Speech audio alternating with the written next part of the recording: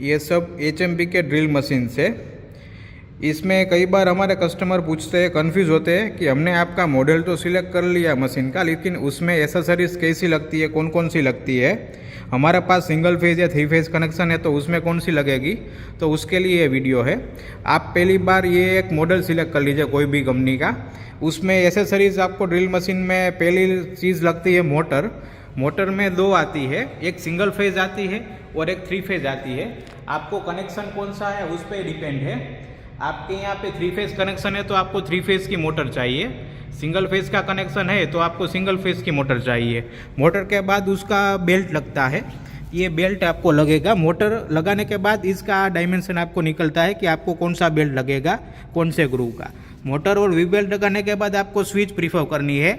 आपने अगर 3 फेज डाला है तो रिवर्स फॉरवर्ड स्विच आएगी, और सिंगल फेज मोटर डाली है तो ऑन ऑफ स्विच आएगी।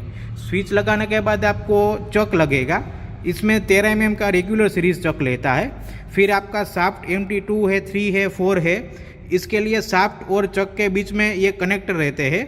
जैसे कि MT2 का है तो MT2/JT6 का रहेगा, MT4 का है आर्बर शाफ्ट आपका तो MT4 का आर्बर लगेगा चक के साथ में।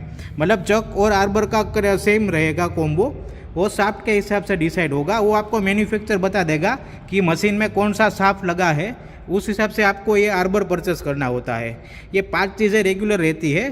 पहली होती है ड्रिल के बाद मोटर, मोटर के बाद आपको वी बेल्ट परचेस करना है, वी बेल्ट के बाद स्विच आएगी, स्विच के बाद चक रहेगा और आर्बर रहेगा। और एक्स्ट्रा एसेसरीज चाहिए आपको तो उसमें क्लैंपिंग के लिए वाइस भी आते हैं। इसमें 4 inch, 5 inch, 6 inch, 8 inch, 10 inch तक के सब सीरीज़ें आती है। वो आप मशीन के हिसाब से, आपका बेस कितना बड़ा है, आपको जॉब कितना क्लैंपिंग करना है, वो सब हिसाब से आपको सब परचेस करना होता है।